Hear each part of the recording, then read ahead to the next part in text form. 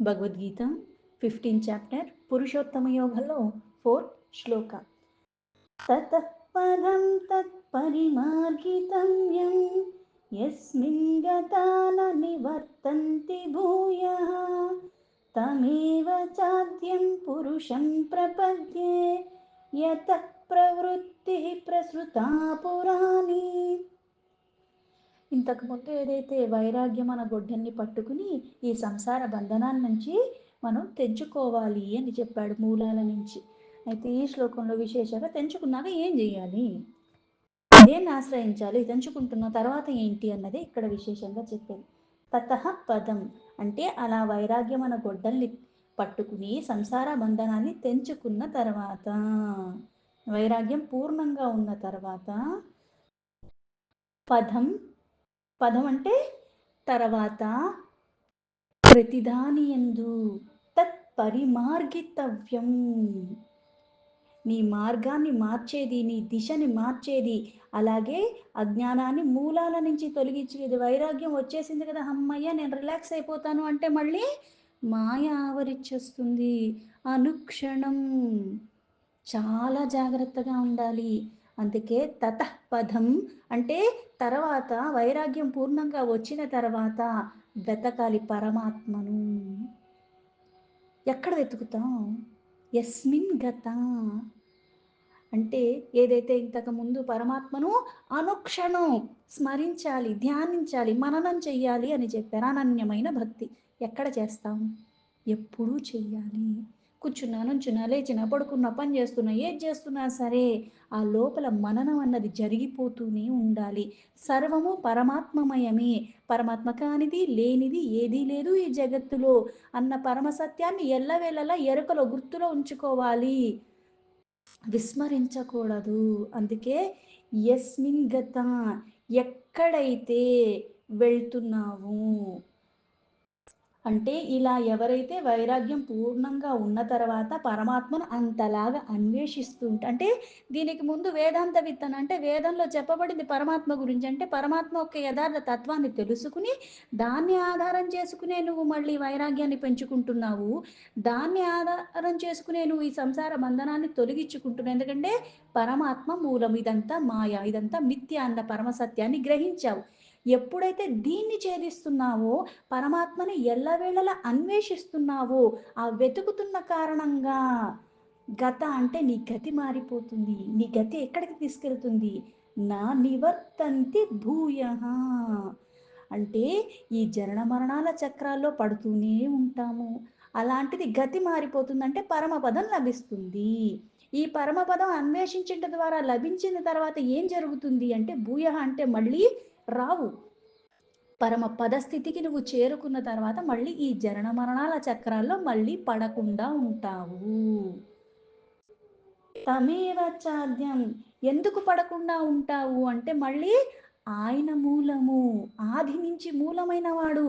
అందుకుని ఆయననే వెతుకుతూ ఆయన మీదే ధ్యానం చేస్తూ ఆయనకే నువ్వు సర్వస్వం అన్న భావనలో ఉంటూ అలా ఉన్న కారణంగా ఖచ్చితంగా అదే లభిస్తుంది. ఎందుకు? అన్నిటికీ మూలమైన వాడు, అన్నిటికీ ఆధారమైన వాడు. అందుకే పురుషం ప్రపద్యే ఆ పరమేశ్వరుడు పూర్ణుడు, ఎల్లవేళలా అలాగే పూర్ణత్వంతోనే, ఒకటి తగ్గేది లేదు, ఒకటి పెరిగేది లేదు, అవసరం కూడా లేనటువంటి వాడు, అన్నిటికీ అన్నీ కల్పిస్తున్నవాడు ఆ పరమేశ్వరుడు.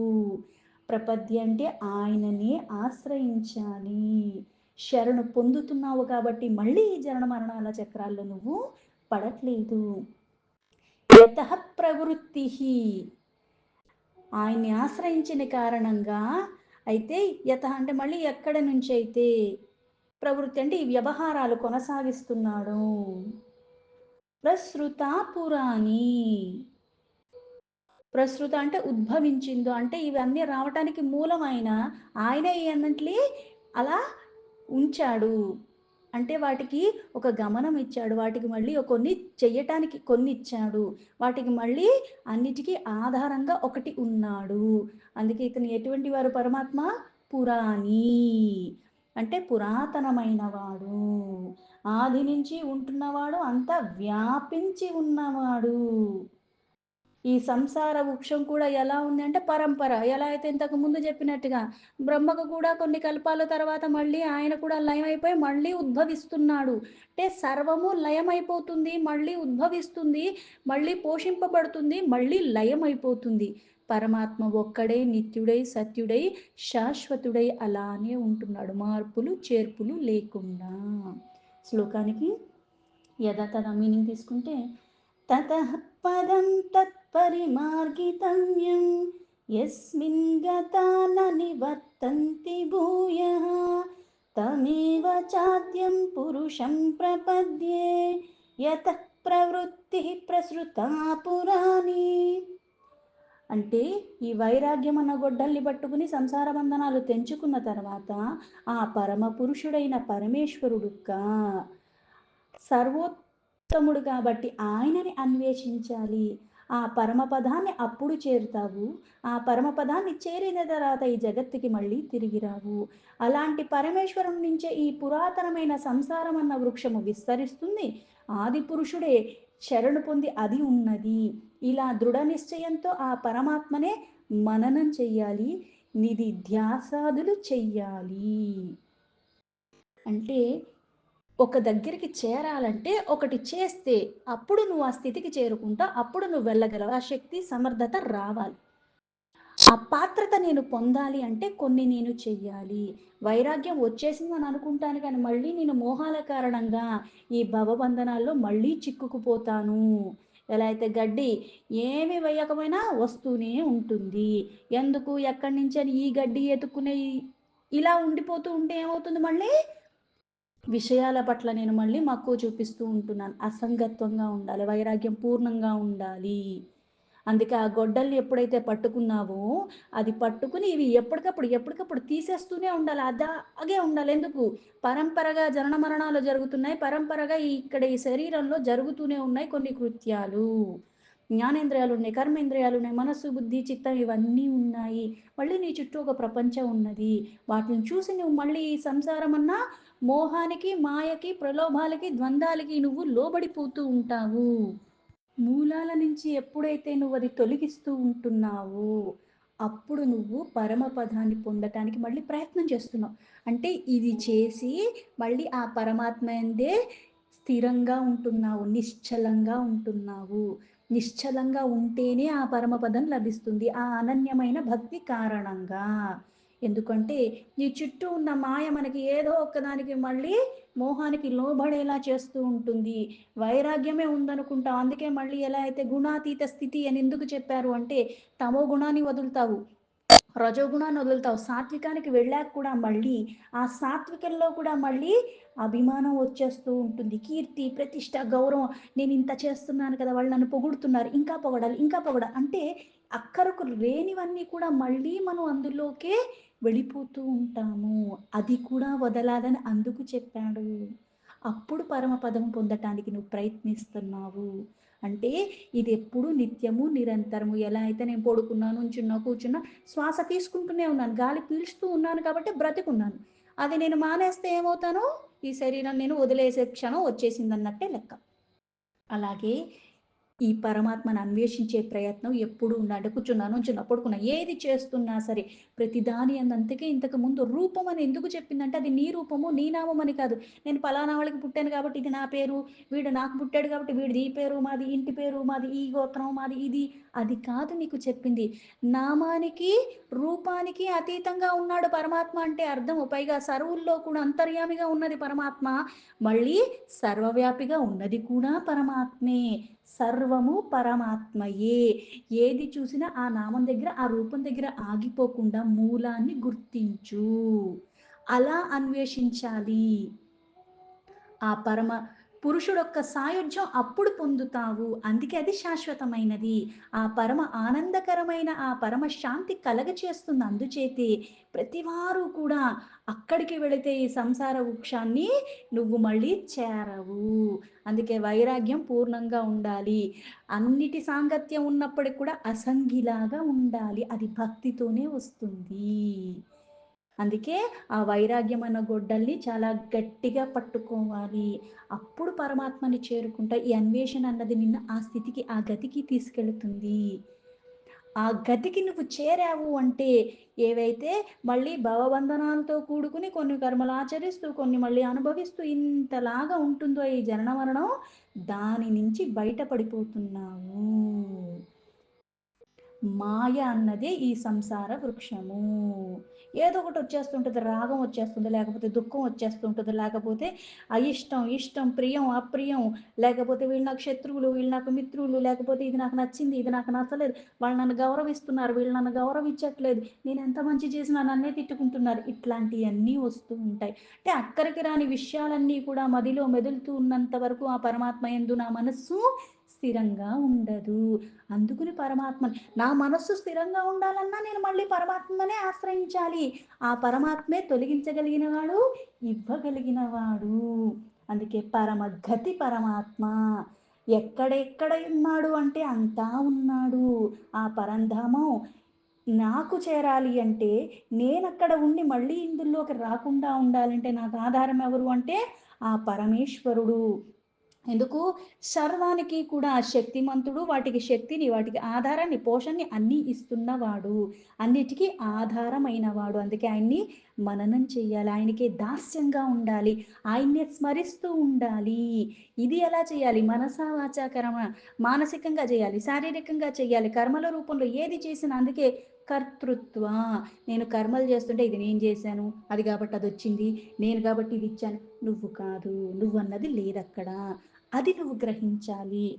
అది గ్రహించిన కారణంగానే ఆ భక్తి స్థిరంగా ఉంటుంది. వైరాగ్యం కూడా మళ్ళీ నీకు శాశ్వతంగా నిలిచిపోతుంది. అందుకే సనాతనుడు ఆదిగా ఉన్నది ఎవరు? పరమాత్మ ఒక్కడే, ఒక్కడే అనేకమవుతున్నాడు.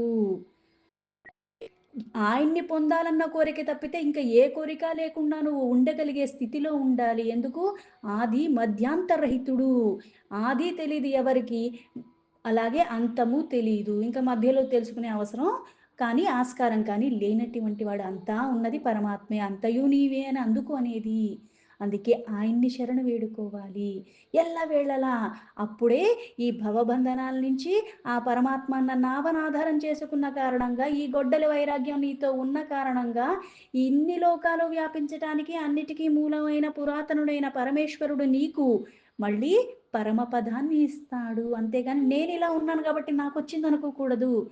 ఆయన్ని ఆశ్రయించాలన్న మనస్సులో మళ్ళీ నా పాపపుణ్యాలన్నీ తొలగిస్తున్నవాడు పరమాత్మ. అందుకు నేను ఆ పరమేశ్వరుడు ప్రాప్తి కావాలన్న కోరికతో ఉంటున్నాను. ప్రతిదాన్ని పరమాత్మ యొక్క స్వరూపంగా భావిస్తున్నాను సర్వదా. అంటే ఎల్లవేళలా వివేక వైరాగ్యంతో ఉండాలి. జ్ఞానంతో ఉండాలి. అప్పుడు ఆ పరమపదం నీకు సులభంగా లభిస్తుంది. అన్నీ పరమాత్మయే. ఇచ్చింది పరమాత్మ, చేపిస్తుంది పరమాత్మ, పుచ్చుకునేది పరమాత్మ. అది ఎప్పుడూ మన మదిలో ఉండాలి. ఎందుకంటే సర్వానికి ఆధారమైన వాడు, అన్నిటిని పోషిస్తున్నవాడు. పైగా ఈ జనన మరణాల చక్రాల్లో నేను పడుతున్నానికి కారణమైన కర్మలు మళ్ళీ నాకు ప్రతిఫలం నేను చేస్తున్న కర్మ. ఈ కర్మ నాకు తొలగాలంటే నిన్ను పట్టుకోవాలి. ఎలా పట్టుకోవాలి? అంత స్థిర చిత్తంతో పట్టుకోవాలి. అందుకే అన్వేషించాలి అనుక్షణం. ఈ ఆ మార్గాన్ని విడవకుండా ఆ త్రోవలోనే ఉండగలగటం, మళ్ళీ చంచలత్వం రాకుండా ఉండగలిగితేనే మళ్ళీ ఇది మళ్ళీ గురువు వల్లనో, లేకపోతే ఇప్పుడు గురువు నాకు లేడు. విచారణ వల్ల. అందుకే శాస్త్రాలు పఠించమని జెప్తారు. వేదాంత విచారణ చెయ్యాలి. ఉన్నది చదువు. చదివి, చదివి, చదివి ఉండగా అప్పుడు నీకందులోంచి లోతు తెలుస్తుంది. అది భవసాగరం ఎంత లోతుందన్నది. అందుకే రాశీభూతంగా ఉన్న పరమాత్మ ఒక్క వేదసారం అన్నది గ్రహించటానికి మనకి ఈ జన్మ కాదు, ఎన్ని జన్మలెత్తినా సరిపోదు అంటారు. విచారణ చెయ్యాలి. విచక్షణతో చెయ్యాలి. వివేకంతో చెయ్యాలి. అప్పుడు సాధ్యమవుతుంది. అలా సాధ్యమైన కారణంగానే నువ్వు మళ్ళీ జనన మరణాల చక్రాల్లో పడకుండా మళ్ళీ ఉండేలాగా ఆ పదాన్ని ఇస్తున్నాడు పరమాత్మ. అంటే ఈ సంసార భవబంధనాలు తొలగిపోవటము, అలాగే మళ్ళీ సంసారంలోకి నువ్వు చేరకుండా ఉండేలాగా అటువంటి స్థితి వస్తుంది. ఇప్పుడు జనన అన్నది బానే ఉంది. అలాగే మరణ, మరణ. అలాగే నా తీసేస్తే మర. అదే రామ రామ రామ రామ రామ అని ఎందుకనమన్నారు? సులభంగా ఎందుకు తరించిపోతావని చెప్పింది అంటే, ఇలా మళ్ళీ మరలా మరలా రాకుండా ఆ పరమపదాన్ని నువ్వు నామస్మరణతోని, ఆ సంకీర్తనతోని, ఆ సత్కథలు, కీర్తనలు వింటున్నతోనే, అలాగే ఆ గాథలు వినమని చెప్పింది అందుకు. వినగా, వినగా, వినగా ఆ మనస్సులో ఉన్న వికారాలు ఎందుకంటే, నా ఇంద్రియాలు నా ఆధీనంలో ఉన్నాయనే అనుకుంటున్నాను గానీ, ఈ మనస్సు మళ్ళీ నా ఆధీనంలో లేని కారణంగా క్రమేణా మళ్ళీ విషయాల పట్ల ఆసక్తి చూపిస్తూ, ఆ తన్మాత్రలు, శబ్ద, స్పర్శ, రసరూప గంధాలు అవన్నీ మళ్ళీ నన్ను ఏదో ఒక్క దానికి మళ్ళీ మోహానికి, రాగానికి గురి చేస్తూ ఉంటాయి. అందుకుని జాగ్రత్తగా ఉండాలి. ఆ మననం అన్నది పరమాత్మ మీద ఉండాలి. ఆ పరమాత్మనే ఎల్లవేళలా నువ్వు ఎప్పుడైతే అంతలాగా దాస్యంతో ఉంటున్నావో అప్పుడు అంటే ఆ విశ్వాసం అనన్యంగా ఉండాలి. నాకది లభించాలన్న కోరికుంటే సరిపోదు. నేను కూడా కృషి అంత తీవ్రంగా చెయ్యాలి. అనుక్షణం. ఆ పరమాత్మ తప్పితే ఇంక ఏది ఎందుకంటే ఈ చక్షువులకి, ఈ కళ్ళకి నాకు కనిపిచ్చేది బాహ్య ప్రపంచం. ఇది మళ్ళీ నన్ను వ్యామోహాలకి గురి చేస్తుందన్న ఎరుకలో ఉండాలి. చూస్తున్నా సరే ఆ నామాన్ని ఉచ్చరిస్తూ ఉంటే ఏమవుతుంది అంటే, ఇది కాదు, ఇది కాదు, ఇది నాది కాదు. అసలు నేనే కాదు. ఇది అక్కర్లేదు, ఇది అక్కర్లేదు అని గుర్తు చేసుకోవాలి. లేకపోతే మళ్ళీ వైరాగ్యం ఉందని అనుకున్నంత సేపులోనే మళ్ళీ వైరాగ్యం నుంచి నేను మళ్ళీ మాయామోహాలకులకి లోబడిపోతూ ఉంటాను.